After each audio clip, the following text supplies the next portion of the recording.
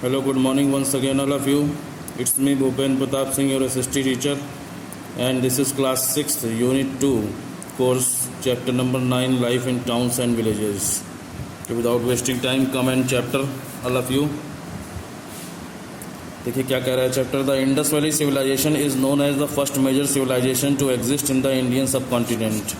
सिंधु घाटी सभ्यता, Indus valley civilisation, Sindhu घाटी सभ्यता, ठीक है। यानी सबसे पहले इंसान जहाँ रहना शुरू किए थे, ऐसी कॉलोनी जिसे इंडस वैली सिविलाइजेशन के नाम से जाना जाता है, is known as the first major civilization to exist in the Indian subcontinent. इसे पहली ऐसी मेन मेजर सिविलाइजेशन के रूप में जाना जाता है इंडियन सब कॉन्टिनेंट में।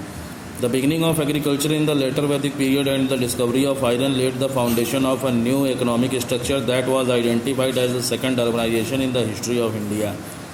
बिगिनिंग ऑफ एग्रीकल्चर यानी खेती की शुरुआत हो जाने से, लेटर वैदिक पीरियड यानी वैदिक काल जो था उसके बाद में, and the discovery of iron और लोहे की खोज होने की वजह से, led the foundation of a new economic structure, एक नई तरीका का इकोनॉमिक स्ट्रक्चर यानी इंफ्रास्ट्रक्चर, बिल्डिंग्स वगैरह आपकी, that was identified as the second urbanisation in the history of India. इसे भारत के इतिहास में दूसरा शहरीकरण के रूप के नाम से जाना जाता है, ठीक है। दूसरे टाइप का शहरीकरण या दूसरा शहर के नाम से इतिहास में जाना जाता है।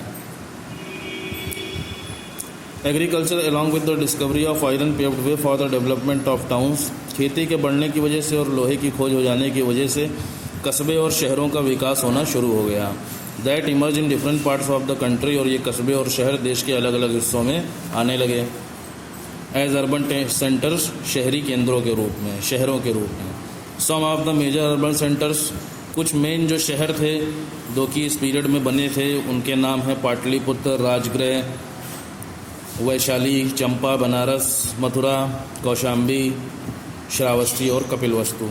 ये सब पुराने समय के वैदिक पीरियड के सिटीज़ हैं आपके। अब first heading of the chapter, second urbanisation. By the post modern period the pace of urbanisation had rapidly increased. Post modern period यानी मौर्यों का समय जब ख़त्म हो रहा था तो उसी समय शहर बनना शुरू हो गए, बहुत तेज़ी से बढ़ने लगे। This phase is called by the historians as the second urbanisation. ये जो पीरियड था, ये जो फेस था यानी पीरियड जो समय था, इसे ही इतिहासकार या हिस्टोरियंस दूसरे शहरीकरण के नाम से जानते हैं। सेकंड अर्बनाइजेशन, दूसरा शहरीकरण, ठीक है। जब गांव वगैरह का आप जाएंगे तो वहाँ पे ग्रामीण इलाका सब होता है तो उसे रूरल कहते हैं, और ये आपका अर्बनाइजेशन मतलब शहरीकरण। अब आ जाता है इंक्रीज इन एग्रीकल्चर प्रोडक्शन, यानी खेती के उत्पादन में किस तरीके से इंक्रीमेंट हुआ, किस तरीके से बढ़ोतरी हुई। With the discovery of iron, tools made of iron were used extensively. Iron की खोज हो जाने की वजह से जो औजार थे लोहे से बने हुए, उनका बहुत ही बड़े पैमाने पर इस्तेमाल किया जाने लगा। The iron x help clear the land. लोहे की जो कुल्हाड़ी होती थी उसका इस्तेमाल ज़मीन को साफ़ करने के लिए किया जाता था। That was them used for cultivation, जो कि पुराने लोग कल्टीवेशन में यानी खेती करने में इस्तेमाल करते थे। द आयरन प्लोशेयर, लोहे का हल जो था, improve the methods of cultivation, उससे खेती के तरीके सुधारने में मदद मिलती थी। And made it possible to plough land, और ये संभव हो पाता था कि ज़मीन की जुताई की जा सके, उसको प्लो किया जा सके। That was earlier deem to be unfit for cultivation, जिसके ना होने की वजह से शुरुआत में कल्टीवेशन करने में अनफिट था, ठीक है, यानी परेशानी आती थी। A larger area under cultivation and improved tools and implements increase the production of food grains. A larger area under cultivation यानी खेती के अंडर में बहुत बड़ा जो एरिया था, एंड इम्प्रूव्ड टूल्स और सुधरे हुए औजार और दूसरी चीज़ें, मशीनें वगैरह, increase the production of food grains, इससे खाना खाने वाले जो अनाज होते थे उनका प्रोडक्शन होने लगा बहुत बड़े पैमाने पर। इरीगेशनल फैसिलिटीज़, सिंचाई से जुड़ी हुई जो सुविधाएं थीं वर ऑल्सो इम्प्रूव्ड, इनमें भी सुधार हुआ। टू सपोर्ट एग्रीकल्चर, जिससे कि एग्रीकल्चर को बहुत ज़्यादा सपोर्ट मिला, मदद मिली।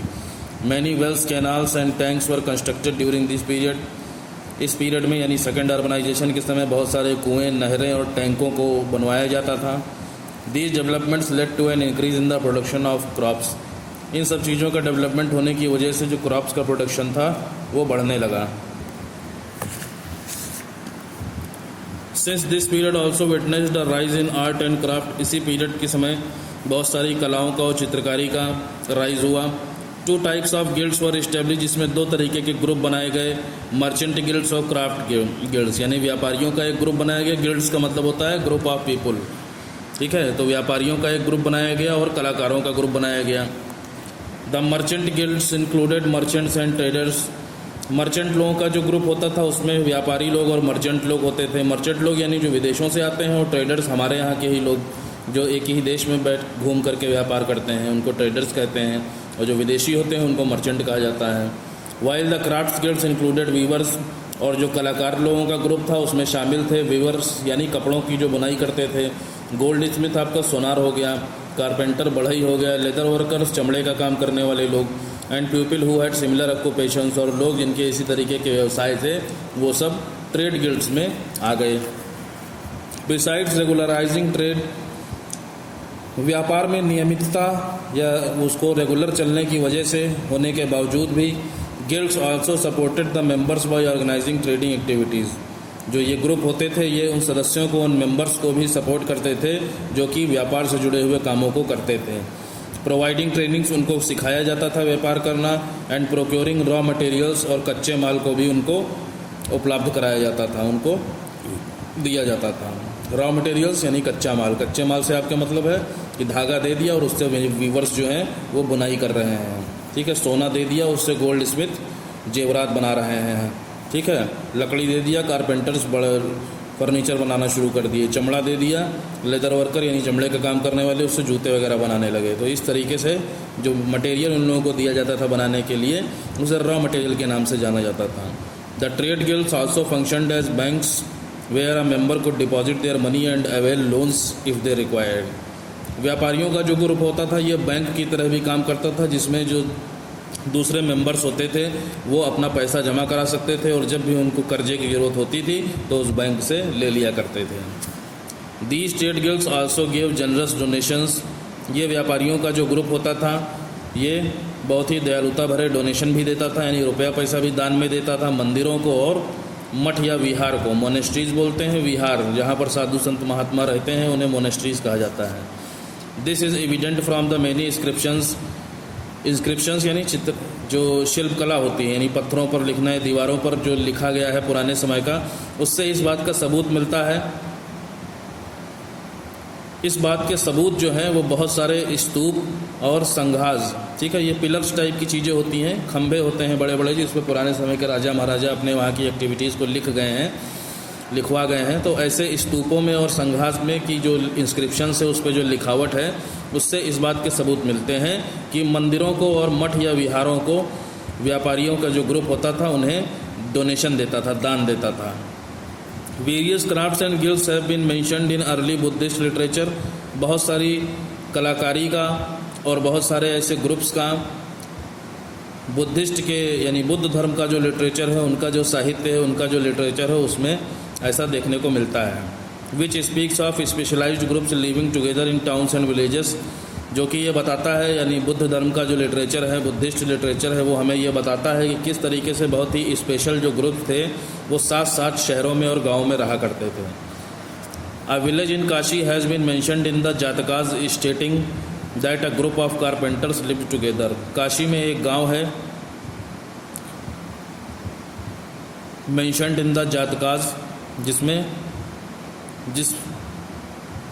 जिसके बारे में जातक नाम की किताब में ये मेंशन किया गया है कि वहाँ एक बढ़ई लोगों का या कारपेंटर्स का ग्रुप रहता था साथ साथ। And they were visited regularly by merchants for trade purposes, और उनके वहाँ पर बहुत दूर दूर से जो मर्चेंट्स थे यानी विदेशी व्यापारी थे वो नियमित रूप से अपने व्यापार के पर्पस या उद्देश्य को पूरा करने के लिए आया करते थे। Trade was not limited with in the Indian सब कॉन्टिनेंट, ये जो व्यापार था उस समय का ये केवल भारत में ही नहीं होता था। Trade contacts were also established with foreign countries as well, व्यापारियों के जो संबंध थे, जो उनके संपर्क थे, जो कॉन्टैक्ट थे, वो दूसरे विदेशी देशों में भी इस्टेब्लिश थे। The coastal areas developed as centres of maritime trade, जो तटीय इलाके थे या जो समुद्री किनारे थे उनको समुद्री व्यापार के लिए डेवलप किया गया। इनफैक्ट वास्तव में Greek literature mentions the 2 Indian ports of Bharuch and Tamluk. Greek literature यानी यूनान का जो लिटरेचर है, यूनान की जो किताबें हैं उनमें ये मेंशन किया गया है कि 2 भारतीय बंदरगाह हैं, पोर्ट्स हैं जिन्हें भरूच और तामलुक कहा जाता है। पोर्ट्स का मतलब बंदरगाह होता है। बंदरगाह पे क्या होता है, समुद्री रास्ते से जो व्यापारी इसकी करने के लिए जगह होती है उन्हें हम पोर्ट्स कहते हैं। ठीक है, बड़े बड़े जहाज़ों से यहाँ पर सामान आता है और समुद्री किनारे पर उतारा जाता है। अगर प्रेजेंट डे की बात करेंगे तो तमिलनाडु और केरल में आप इस तरीके के पोर्ट्स देख सकते हैं। गोवा में है आपका, महाराष्ट्र में है, मुंबई में है। ठीक है, दूसरे देशों से शिप के जरिए यानी समुद्री रास्ते से वहाँ पर सामान आता है। तो ऐसे ही पुराने समय के भरूच और तामलुक 2 पोर्ट्स हैं, भारतीय पोर्ट्स हैं, इंडियन पोर्ट्स हैं जहाँ पर व्यापार होता है। Jatakas have several stories, Jatakas की बहुत सारी कहानियाँ हैं। That tell us about merchant traders who travelled by the sea, जिनसे कि हमें व्यापारियों के ट्रेड के बारे में पता चलता है जो कि समुद्र के से यात्रा करते थे, ट्रैवल करते थे भारत में आकर के। अब बात करेंगे क्वाइंस, सिक्कों की। With N expansion in trade and commerce, यानी व्यापार में, कॉमर्स यानी रुपये पैसा या ट्रेड से ही रिलेटेड है। इसके फैलने की वजह से क्वाइंस वर वाइडली सर्कुलेटेड, जो सिक्के थे उनका बहुत ही बड़े पैमाने पर सर्कुलेशन किया जाने लगा, यानी इधर से उधर जाने लगे। The coins were mostly minted in copper, ज़्यादातर जो सिक्के उस समय होते थे वो तांबे में ढाले जाते थे, यानी तांबे और चांदी के सिक्के बनाए जाते थे। कॉपर का मतलब होता है तांबा और सिल्वर का मतलब होता है चांदी। And did not have a perfect shape, और इनका कोई परफेक्ट शेप नहीं होता था। The coins were flat pieces of metal, ये सिक्के फ्लैट पीस होते थे मेटल के। That were irregular in shape, जो कि शेप में इरेगुलर होते थे, यानी कोई गोल या चौकोर या फिर ट्रायंगुलर उनका शेप नहीं होता था, किसी भी शेप के होते थे। An emblem that had some sort of meaning attach to it, एक तरीके का प्रतीक या एम्बलम या सिंबल बना दिया जाता था इन सिक्कों के ऊपर, जिनका कोई ना कोई मतलब होता था। और द रूलर्स इंसाइनिया, या फिर जो उस समय का राजा होता था उसका बिल्ला लगा दिया जाता था। Was engraved on the coins, जो कि सिक्कों के ऊपर गुदा होता था। ठीक है, सिक्कों के ऊपर उसके डिजाइन बना देते थे। Due to their irregular shape, इनके अनियमित आकार की वजह से, एंड मार्किंग्स, और ना कोई चिन्ह होने की वजह से, the historians call them punch marked coins, जो इतिहासकार हैं जो हिस्ट्री की स्टडी करते हैं वो इन्हें पंच मार्क्ड कॉइन्स के नाम से जानते हैं। पीपल, लोग कैसे रहते थे पुराने समय में, वैदिक पीरियड में। The society that existed in north Indian villages was quite indifferent from the society of south Indian villages. North Indian यानी नॉर्थ डायरेक्शन में जो इंडियन विलेज थे, वहाँ की जो सोसाइटी थी, वहाँ के जो लोग थे वो साउथ इंडियन विलेज से बिल्कुल डिफरेंट थे। यानी साउथ डायरेक्शन में जो भारत के गांव थे उनसे नॉर्थ इंडियन विलेजेस यानी नॉर्थ डायरेक्शन में जो भारत के गांव थे उनसे बिल्कुल ही अलग थे। In North India the village headman और grama bhojaka was a big land owner. North India में गांव का मुखिया को ग्राम भोजका कहा जाता था, जो कि एक बहुत बड़ा ज़मींदार होता था। ज़मींदार बोलते हैं लैंड ओनर को, जिसके पास बहुत सारी ज़मीन होती है। He would employ labourers to work on his field, ये लोग क्या करते थे, लैंड ओनर बहुत सारे मजदूरों को रोज़गार देते थे, उनको नौकरी देते थे, to work on his field, जिससे कि वो उनके खेतों पर काम कर सकें। The position of the grama bhojaka was hereditary. Grama bhojaka, ये जो गांव का मुखिया होता था, इसकी पोजीशन हेरिडिटेरी होती थी, यानी कोई एक जो पर्सन होता था फिर उसके आगे आने वाली पीढ़ी ही वो ज़मींदार बनती चली जाती थी। The village headman represented the ruler. गांव का जो मुखिया होता था वो राजा का रिप्रेजेंटेटिव होता था, यानी राजा को बाकी बाद में जाकर के सारी चीज़ें बताता था। And would also function as a revenue collector, और ज़मीन से रेवेन्यू भी इकट्ठा करता था। रेवेन्यू मतलब टैक्स। पुराने समय में जो ज़मींदार लोग गांव वालों को ज़मीन देते थे उसका टैक्स लेते थे, बिना टैक्स के ज़मीन नहीं देते थे। तो ये काम गांव का मुखिया ही करता था, बाद में राजा को सब बताता था जा करके। ही कलेक्टेड टैक्स, ये टैक्स इकट्ठा करता था। And even undertook the role of a जज, और यहाँ तक कि जज का काम भी यही करता था। और द पुलिस का काम भी यही करता था, to sort out the matters, जो भी गांव में मामले आते थे लड़ाई झगड़े से जुड़े हुए, चोरी चकारी, उन सब का जो देख रेख है वो गांव का मुखिया हेडमैन ग्राम भोजका ही करता था।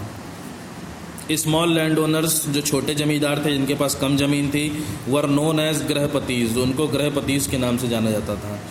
The dasas and karmakaras were people who did not own land. दास लोग जो थे और कर्मकार लोग जो थे, इनके पास किसी भी तरीके की कोई ज़मीन नहीं होती थी, ये मजदूरों के रूप में काम करते थे। They earn their living by working on the fields of the grama bhojaka and grihapatis and by doing various other odd jobs.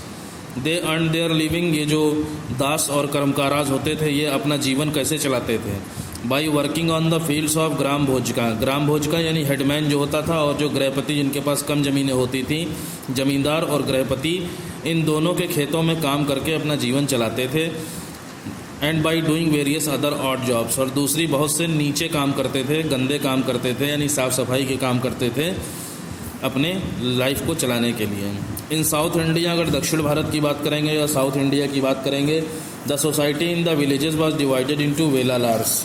जो समाज था उस समय, जो सोसाइटी थी वो वेलालार्स में बटी हुई थी। और द रिच लैंड ओनर्स, या फिर वेलालार्स को अमीर जमींदार भी कहा जाता था। उजावर और स्मॉल लैंड ओनर्स, उजावर नाम के जो लोग थे वो छोटे ज़मींदार थे, उनके पास कम ज़मीनें थी। और कदसियार और adimai who were the landless labourers. Kadaisiyar और अदीमई जो थे ये बिना ज़मीन के मजदूर थे। जैसे कि इसमें आपने देखा था दास और कर्मकार थे, ऐसे ही साउथ इंडिया में कदसियार और अदीमई नाम के लोग जो थे वो लेबर के रूप में काम करते थे। अब शहरों की बात करेंगे, urban centres. Although urban centres developed due to agricultural expansions. Although का मतलब होता है हालांकि जो शहर थे वो इसलिए डेवलप हो रहे थे क्योंकि एग्रीकल्चर बहुत तेज़ी से फैल रहा था। Each urban centre develop its own unique character. जितने भी शहरी केंद्र थे, जो भी शहर थे, उनके खुद के अपने कैरेक्टर थे। यूनिक कैरेक्टर, उनका खुद से अलग एक कैरेक्टर था, सब अलग थे शहर अपने अपने में। While some urban centres grew into important political units. कुछ शहर तो ऐसे थे जहाँ से सारी राजनीति या राजकाज संभाला जाता था, जबकि कुछ शहर ऐसे थे जो कि धार्मिक केंद्र थे। और मार्केट टाउन्स या फिर बाज़ार के भी कस्बे हुआ करते थे। ठीक है, कुछ शहर ऐसे होते थे जो जहाँ से राजकाज संभाला जाता था, पॉलिटिकल यूनिट या राजनीति होती थी वहाँ पे, और कुछ ऐसे थे जो कि धार्मिक केंद्र थे और मार्केट टाउन्स यानी बाज़ारें वगैरह वहाँ लगती थी। जैसे अपने यहाँ के हरिद्वार हो गया, रिलीजियस सेंटर है, धार्मिक, वहाँ बहुत सारे मंदिर हम लोग देखने जाते हैं। ऐसे ही नीमसार हो गया, वो रिलीजियस सेंटर हो गया। पॉलिटिकल यूनिट्स की अगर हम बात करेंगे, जहाँ से राजकाज संभाला जाता है, जैसे कि हमारा दिल्ली हो गया, ठीक है, भारत की राजधानी है। ठीक है, दिल्ली में हमारा बहुत सारी चीज़ें हैं, पार्लियामेंट बनी हुई है और राष्ट्रपति भवन भी वहीं पर है, तो वो पॉलिटिकल यूनिट्स में गिना जाएगा। मार्केट टाउन्स, जहाँ पर बहुत सारी बाज़ारें होती हैं, जैसे कि कानपुर हो गया, ठीक है, वहाँ पे बहुत सारे आपके मार्केट मिल जाएंगी। लखनऊ हो गया, लखनऊ में बहुत सारी मार्केट्स हैं, आप जा सकते हैं ख़रीदारी करने के लिए। तो इस तरीके से जो है पुराने समय में भी शहर हुआ करते थे। अब ये देखिए शहरों के नाम दिए गए हैं और ये गाँव के नाम दिए गए हैं। अर्बन सेंटर्स और अर्बन सेंटर्स के ये टाइप्स दिए गए हैं, किस तरीके के अर्बन सेंटर्स थे और ये अर्बन सेंटर्स के नाम हैं आपके। तो सबसे पहले पॉलिटिकल सेंटर्स पुराने समय में कौन थे, जहाँ से राजकाज संभाला जाता था भारत का, उसमें राजगिरी, श्रावस्ती, चंपा, आकी छत्र और कौशाम्बी थे। बाज़ार वाले शहर कौन से थे, उज्जैन था। रिलीजियस सेंटर काशी, मथुरा, वाराणसी और वैशाली। काशी और वाराणसी एक ही अब गिना जाता है। मथुरा में भी भगवान श्री कृष्ण के बारे में बहुत सारे मंदिर देखने को मिलते हैं। कोस्टल टाउन्स यानी तटीय इलाके जो होते थे, समुद्र के किनारे के, नदियों के किनारे के, उनमें सोपार, अरिकमेडु और ताम्रलिप्ति थे। ये साउथ डायरेक्शन के आपके सारे हैं। अब देखिए